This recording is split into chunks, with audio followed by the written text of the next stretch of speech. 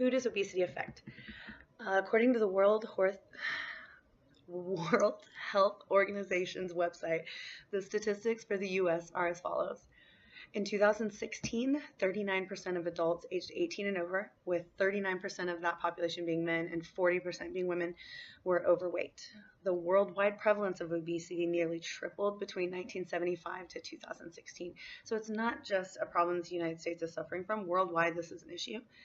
And in the state of Arkansas, in the past 5 years, these rates have risen 16%, from 30.9% to 35.7%.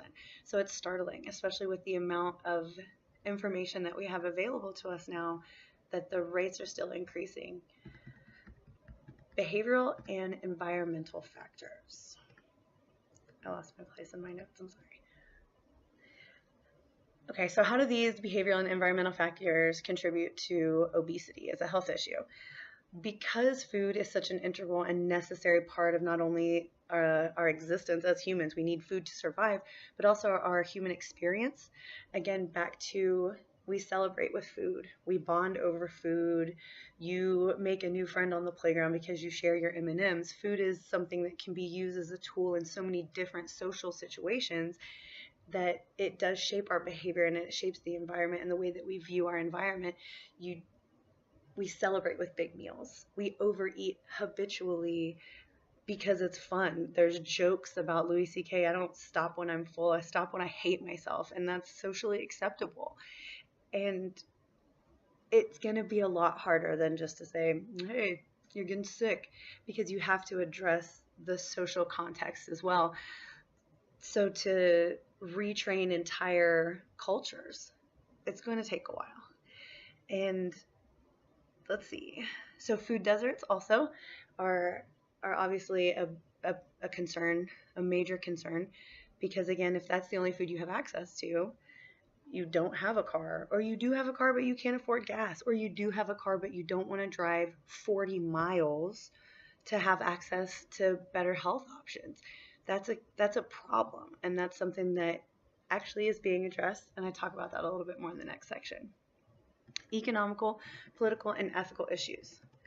Obesity rates are higher among lower income individuals and families, whether dwelling in a low income urban situation or in a very rural environment. Oftentimes, financial implications can prevent people from seeking out and purchasing healthy food options, and the food available to them tends to be lower quality, high fat, high sugar, with very little to no nutrient density. I'm reading my notes now and realizing that I've already said most of this in the previous sections. The food available to them tends to be lower quality, high fat, high sugar, and with very little to no nutritional density. Now I am genuinely just repeating sentences. Those that have the ability to purchase food through a government-funded program such as SNAP or food stamps may not have the ability to prepare food due to living conditions, and may have no choice but to purchase ready-to-eat food. And I was speaking with a friend of mine about this, and she was saying and reminded me, because I knew this, but I hadn't really come to the forethought of my mind in a while, that you can't buy hot prepared food with a food stamps card.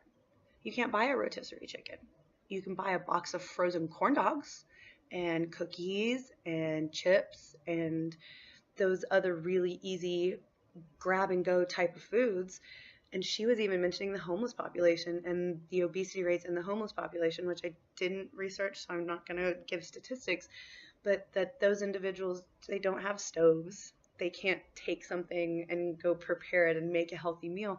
So it's really limiting to not be able to buy what could be a healthier option, or even just a more calorically dense option, something to get more nutrients for the same amount of calories, more nutritionally dense, not calorically dense. I'm all over the place today. I apologize. Let's see.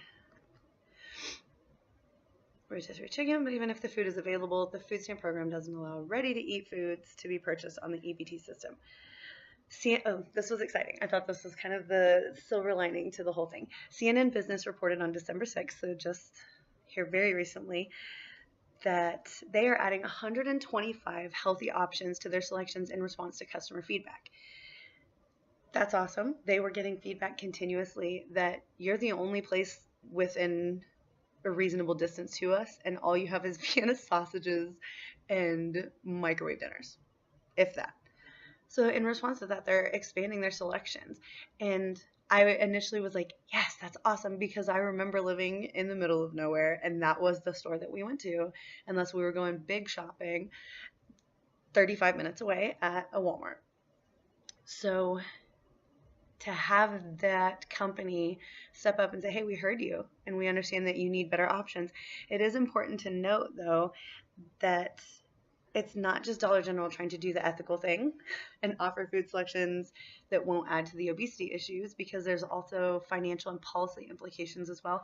The article stated, this is a direct quote, a growing number of customers spend food stamps at Dollar General, and the government has hinted that it could one day require Supplemental Nutrition Assistance Program recipients to buy healthier food. The government could also make stores selling to SNAP add healthier options. So maybe they're just getting ahead of the game. Maybe they did it because their heart's in the right place. Hopefully it's a combination of both. But it is important to note that they make a lot of money from that SNAP program, from the food stamps program. And also, if they're anticipating that the government is going to require them to carry healthy options, why not take the opportunity to get good PR and go ahead and make that change a little bit early? I really hope it's because they just want people in low access areas to have better access to better foods. Fingers crossed. What is the future of this health issue? This is just my opinion.